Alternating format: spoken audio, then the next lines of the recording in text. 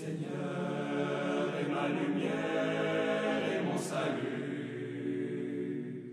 De qui aurais-je craint? Bonjour, nous voici arrivés au premier dimanche du Carême. Et la page d'évangile qui nous est proposée aujourd'hui, pour ce premier dimanche, est le récit des tentations de Jésus au désert. Un récit bien connu qui nous concerne tous. Qui d'entre nous n'est pas concerné par les tentations? C'est évident. Des tentations qui souvent encombrent notre esprit, encombrent notre cœur, qui peuvent même aller jusqu'à nous obséder, être un petit peu obsédantes, je veux dire, et qui peuvent aussi parfois nous paralyser et nous empêcher de progresser comme nous-mêmes le souhaiterions et comme le Seigneur le souhaiterait. Cet évangile représente, nous dit Benoît XVI dans son message de Carême, une invitation pressante à nous rappeler que la foi chrétienne implique une lutte. Mais qui dit lutte évoque inévitablement des armes pour lutter. Et quelles sont les armes pour lutter contre les tentations? Nous pourrions penser que c'est notre propre volonté, notre force de volonté pour la rejeter. Non. Enfin, bien sûr que notre volonté est nécessaire, elle doit collaborer, mais ce n'est pas elle qui va nous libérer de la tentation. C'est la parole de Dieu qui nous libère de la tentation. Le Seigneur lui-même nous le dit dans cet évangile. Ce n'est pas seulement de pain que l'homme doit vivre, mais de toute parole qui sort de la bouche de Dieu. La parole qui sort de la bouche de Dieu, voilà, elle va nous libérer. Parmi toutes les tentations dont l'Évangile nous parle, il en est une qui nous concerne, je crois, assez facilement. C'est la tentation de la possession. Posséder. Et nous sommes dans une société, vous le remarquez comme moi tous les jours, qui nous invite sans arrêt à posséder toujours plus.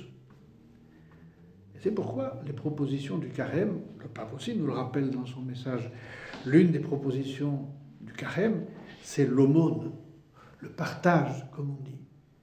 Savoir nous déposséder de ce que nous avons pour en faire profiter ceux qui sont dans le besoin plus que nous. Autrement dit, nous libérer de l'emprise du matériel. Oui, très souvent, le matériel nous oppresse. Et combien de fois nous nous surprenons nous-mêmes un peu nerveux parce qu'il y a un petit quelque chose qui est venu contrarier notre emploi du temps.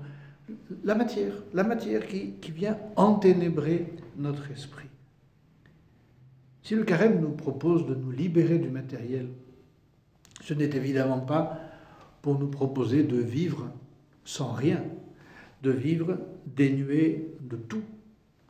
Vous qui m'écoutez, vous pourriez très difficilement envisager dans votre famille, avec votre femme, votre mari, vos enfants, et tous les besoins qui sont les vôtres, vous ne pourriez pas envisager de vivre dénué de tout. Il ne s'agit pas de cela. Il ne s'agit pas de se retrouver dans le dénuement total, mais d'être plus fort que la matière, que notre esprit soit plus fort que la matière. Le Seigneur aussi, dans l'Évangile, le rappelle.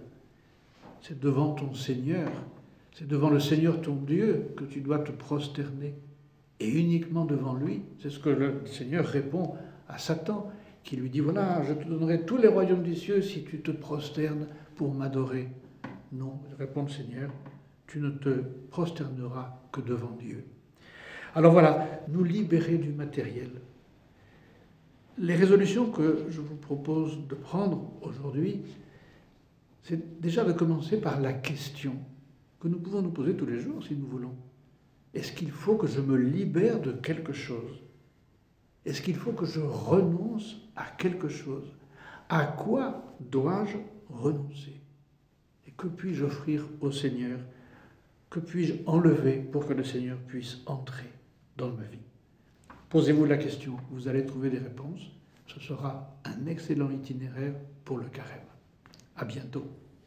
Notre Dame qui par votre